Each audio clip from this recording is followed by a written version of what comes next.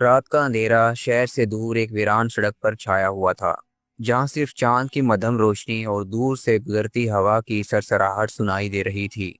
اس سناٹے میں ایک پرانا خستہ حال گیسٹ ہاؤس کھڑا تھا، جس کی دیواریں وقت کے ساتھ ٹوٹ پھوٹ کا شکار ہو چکی تھی۔ کھڑکیوں کے شیشے غبار آلود تھے اور چھت سے پانی کے قطرے ٹپک رہے تھے، جو فرش پر گرد کی موٹی تہہ میں جذب ہو رہے تھے۔ یہ جگہ برسوں سے خالی پڑی تھی اور مقامی لوگوں کی کہانیوں میں اسے ملعون سمجھا جاتا تھا، ایک ایسی جگہ جہاں رات کے سائے زندہ ہو جاتے تھے۔ اس رات دو 25 سالہ نوجوان علی اور صبا اسی گیسٹ ہاؤس کے حال میں کھڑے تھے۔ علی لمبا قد، ہلکی داڑھی اور روایتی شلوار قمیض میں ملبوس ایک پرانی لالٹین تھامے ہوئے تھا۔ اس کی روشنی دیواروں کی دراڑوں پر عجیب و غریب سائے ڈال رہی تھی، جو اس کے گھبرائے ہوئے چہرے کو اور نمایاں کر رہے تھے۔ صبا لمبے کالے بال والی سادہ سفید شلوار قمیض میں اپنا دوپٹہ مضبوطی سے پکڑے ہوئے تھی۔ اس کی آنکھوں میں خوف کی چمک تھی، جیسے وہ کوئی آنے والا خطرہ محسوس کر رہی ہو۔ حال میں پرانا لکڑی کا فرنیچر گرد سے اٹا ہوا تھا، کونوں میں مکڑیوں کے جالے لٹک رہے تھے، اور چھت کا ٹوٹا ہوا پنکھا ہر ہوا کے جھونکے سے کراہتا تھا۔ دیواروں کا وال پیپر اتر رہا تھا، جس کے نیچے سے پرانی اینٹوں کی دراڑیں جھانک رہی تھیں۔ حال کے ایک طرف ایک تاریک راہداری تھی، جو دور تک پھیلی ہوئی تھی۔ اس کے آخر میں ایک آدھا کھلا دروازہ تھا، جس سے ایک پراسرار سرخ روشنی نکل رہی تھی، جیسے کوئی ماورائی وجود اسے جلا رہا ہو۔ راہداری سے ہلکی سی دھند حال کی طرف بہہ رہی تھی، جو لالٹین کی روشنی میں عجیب طرح سے چمک رہی تھی۔ علی اور صبا یہاں ایک اتفاقی ملاقات کے بعد پہنچے تھے۔ علی ایک مسافر تھا، جو شہر سے اپنے گاؤں جا رہا تھا، لیکن اس کی گاڑی راستے میں خراب ہو گئی۔ صبا، جو قریبی گاؤں کی رہنے والی تھی، اس نے اسے لفٹ دے دی، لیکن اچانک آنے والے طوفان نے انہیں اندر کا سناٹا اور ویران گیسٹ ہاؤس میں پناہ لینے پر مجبور کر دیا۔ اب جب باہر بارش کی تیز آواز اور بجلی کی کڑک گونج رہی تھی، سرخ روشنی ان کے دل میں خوف بھر رہی تھی۔ یہ جگہ یہ ٹھیک نہیں لگتی، صبا نے سرگوشی میں کہا۔ اس کی آواز میں لرزش تھی۔ وہ علی کے قریب کھڑی ہو گئی، جیسے اس کی موجودگی سے کچھ سکون ملے گا۔ علی نے لالٹین کو تھوڑا اوپر اٹھایا۔ اس کی روشنی نے حال کے کونوں کو روشن کیا، لیکن وہ سائے اور دھند اسے اور خوفناک بنا رہے تھے۔ ہم بس رات گزار لیں گے، صبح تک طوفان تھم جائے گا، اس نے کہا، لیکن اس کی آواز میں وہ یقین نہیں تھا جو وہ دکھانا چاہتا تھا۔ اچانک راہداری سے ایک ہلکی سی آواز آئی، جیسے کوئی دھیمی سی چیخ یا کرا۔ دونوں کے جسم ساکت ہو گئے۔ صبا نے علی کا بازو پکڑ لیا۔ اس کی سانس تیز ہو گئی۔ یہ کیا تھا؟ اس نے پوچھا۔ اس کی آنکھیں راہداری کی طرف جمی ہوئی تھی۔ علی نے سر ہلایا، اپنے خوف کو چھپاتے ہوئے۔ شاید ہوا ہو یا کوئی جانور، لیکن اس کی نظریں آدھے کھلے دروازے پر تھیں، جہاں سے سرخ روشنی اب اور شدید ہوتی جا رہی تھی۔ یہ رات، یہ گیسٹ ہاؤس اور وہ پراسرار روشنی، سب کچھ ایک ایسی کہانی کی طرف اشارہ کر رہا تھا جو ان کی زندگی بدلنے والی تھی۔ علی نے لالٹین اٹھائی اور راہداری کی طرف بڑھا۔ اس کی ہر حرکت سے لالٹین کی روشنی دیواروں پر ناچ رہی تھی اور دھند اسے اور گھنا کر رہی تھی۔ صبا ہچکچاتے ہوئے اس کے پیچھے چلی۔ اس کا دوپٹہ اب بھی مضبوطی سے پکڑا ہوا تھا۔ ہمیں وہاں نہیں جانا چاہیے علی، اس نے کہا، لیکن اس کی آواز اتنی دھیمی تھی کہ وہ خود بھی اسے سن نہ سکی۔ راہداری لمبی اور تاریک تھی۔ اس کی دیواروں پر پرانے فریموں میں خاک آلود تصویریں لٹک رہی تھیں۔ کچھ تصاویر میں ایک خوبصورت عورت کی جھلک دکھائی دیتی تھی، جس کے چہرے پر ایک عجیب سی اداسی تھی۔ علی نے ایک تصویر پر روشنی ڈالی۔ یہ ایک عورت تھی، لمبے کالے بال، سفید لباس میں، بالکل صبا کی طرح۔ صبا نے وہ تصویر دیکھی اور اس کا چہرہ پیلا پڑ گیا۔ یہ کون ہے؟ اس نے کانپتی آواز میں پوچھا۔ علی نے کندھے اچکائے۔ پتہ نہیں، شاید اس جگہ کے پرانے مالک کی کوئی رشتہ دار ہو، لیکن اس کی آواز میں ایک عجیب سی گھبراہٹ تھی۔ وہ آگے بڑھا اور جیسے ہی اس آدھے کھلے دروازے کے قریب پہنچے، سرخ روشنی اور شدید ہو گئی۔ دھند اب اتنی گھنی تھی کہ لالٹین کی روشنی اسے مشکل سے چیر پاتی تھی۔ دروازے کے پیچھے ایک کمرہ تھا۔ علی نے آہستہ سے دروازہ کھولا اور اندر کا منظر دیکھ کر اس کی سانسیں رک گئیں۔ کمرے میں ایک پرانی بیڈ تھی، جس پر ایک سفید چادر پڑی تھی، جو ہلکی ہوا سے ہل رہی تھی۔ کمرے کے ایک کونے میں ایک پرانی لالٹین زمین پر پڑی تھی، جو خود بخود جل رہی تھی اور وہی سرخ روشنی پھیلا رہی تھی۔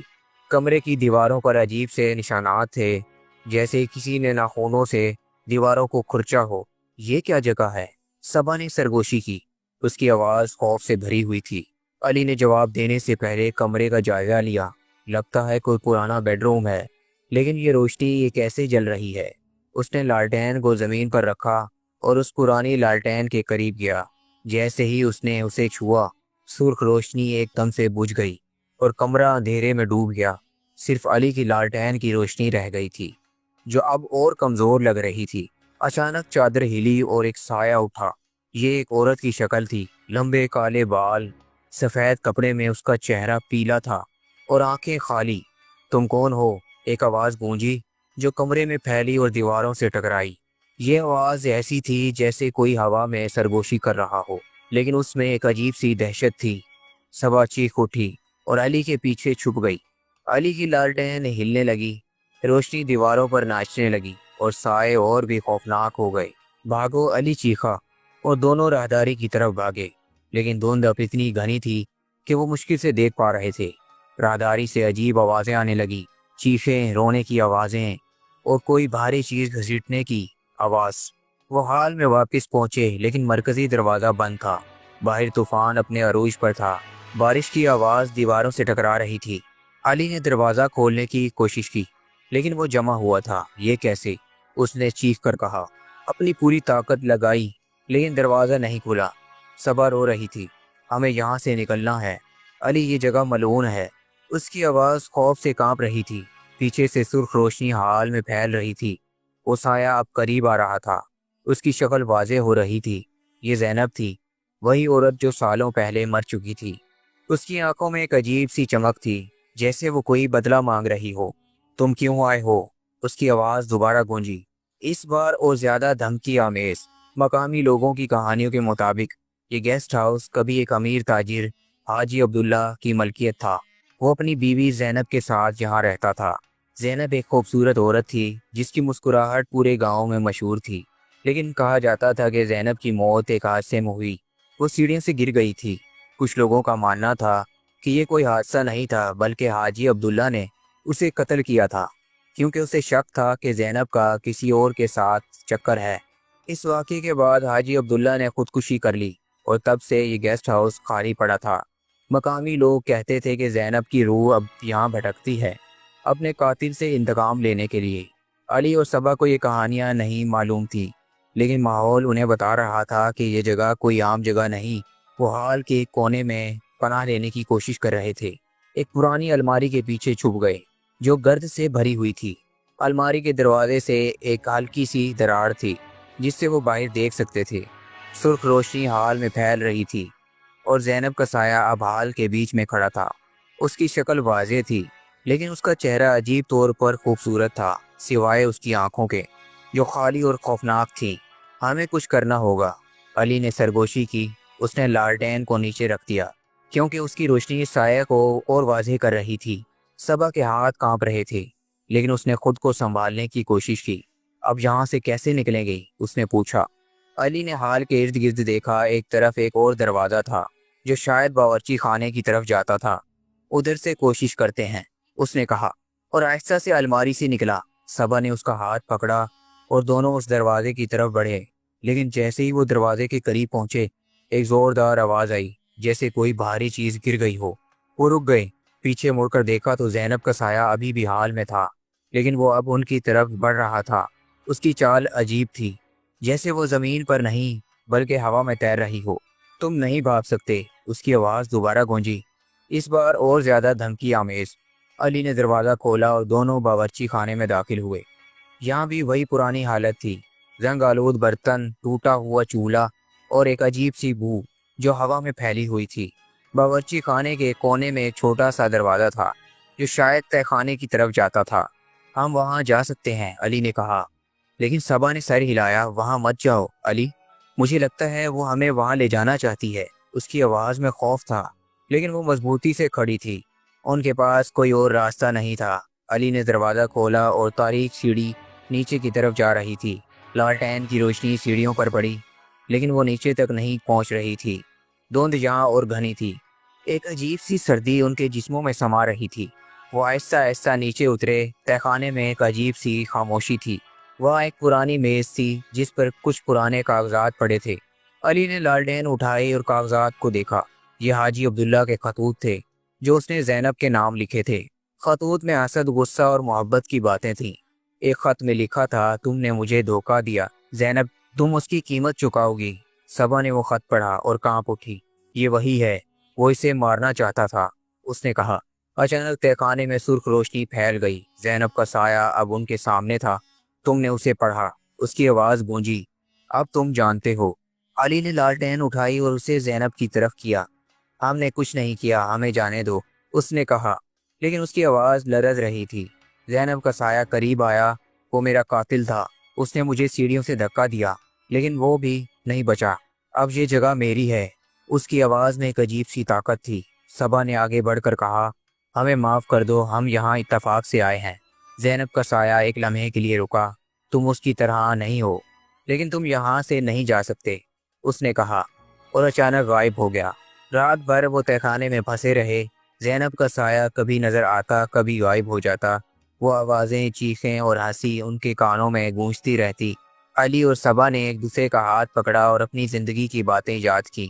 علی نے اپنے بچپن کی باتیں بتائیں کہ وہ کس طرح اپنے والد کے ساتھ کھیتوں میں کام کرتا تھا۔ صبا نے اپنی جدوجہد کی کہانی سنائی کہ وہ کیسے اپنے خاندان کی واحد کفیل تھی۔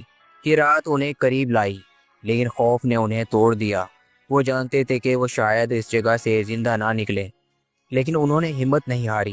علی نے تہخانے میں ایک پرانا صندوق دیکھا جس میں کچھ پرانے کاغذات اور ایک چھوٹی سی ڈائری تھی۔ اس نے ڈائری کھولی اور پڑھنا شروع کیا۔ یہ زینب کی ڈائری تھی، جس میں اس نے اپنی زندگی کے آخری دنوں کے بارے میں لکھا تھا۔ اس نے لکھا تھا کہ وہ حاجی عبداللہ سے ڈرتی تھی، کہ وہ اسے مارنا چاہتا تھا۔ آخری صفحے پر لکھا تھا کہ اگر میری موت ہوئی تو یہ کوئی حادثہ نہیں ہوگا۔ علی نے ڈائری صبا کو دکھائی۔ ہمیں اس کی کہانی سب کو بتانی ہوگی، اس نے کہا۔ شاید اسی لیے وہ ہمیں روک رہی ہے، وہ چاہتی ہے کہ اس کی سچائی سامنے آئے۔ صبا نے سر ہلایا، لیکن ہم یہاں سے کیسے نکلیں گے؟ علی نے تہخانے کا جائزہ لیا۔ ایک طرف ایک چھوٹی سی کھڑکی تھی، وہ شاید زمین سے باہر جاتی تھی۔ اس نے کھڑکی کو کھولنے کی کوشش کی، لیکن وہ زنگ آلود تھی۔ اس نے اپنی پوری طاقت لگائی اور آخر کار کھڑکی کھل گئی۔ باہر طوفان تھم چکا تھا اور چاند کی روشنی نظر آ رہی تھی۔ چلو، علی نے کہا، اور دونوں کھڑکی سے باہر نکلے۔ لیکن جیسے ہی وہ باہر پہنچے، زینب کا سایہ دوبارہ نمودار ہوا۔ تم میری کہانی لے جا رہے ہو، اس کی آواز گونجی، اسے بتاؤ سب کو۔ صبح ہوتے ہی وہ گاؤں پہنچے۔ انہوں نے مقامی لوگوں کو زینب کی کہانی سنائی، اس کی ڈائری دکھائی۔ کچھ لوگوں نے ان پر یقین کیا، کچھ نے مذاق اڑایا، لیکن علی اور صبا جانتے تھے کہ انہوں نے کیا دیکھا۔ وہ گیسٹ ہاؤس اب ان کے لیے ایک ڈراؤنا خواب تھا، لیکن اس نے انہیں ایک دوسرے کے قریب کر دیا۔ انہوں نے زینب کی کہانی کو گاؤں کے اخبار میں چھپوایا اور مقامی لوگوں نے گیسٹ ہاؤس کو بند کر دیا۔ لیکن زینب کا سایہ، وہ سرخ روشنی، وہ چیخیں، یہ سب ان کے ذہنوں میں ہمیشہ کے لیے نقش ہو گئے۔ دوستوں، امید کرتا ہوں آپ کو یہ ویڈیو پسند آئی ہوگی۔ ویڈیو اچھی لگی ہے تو لائک اور شیئر ضرور کیجیے گا۔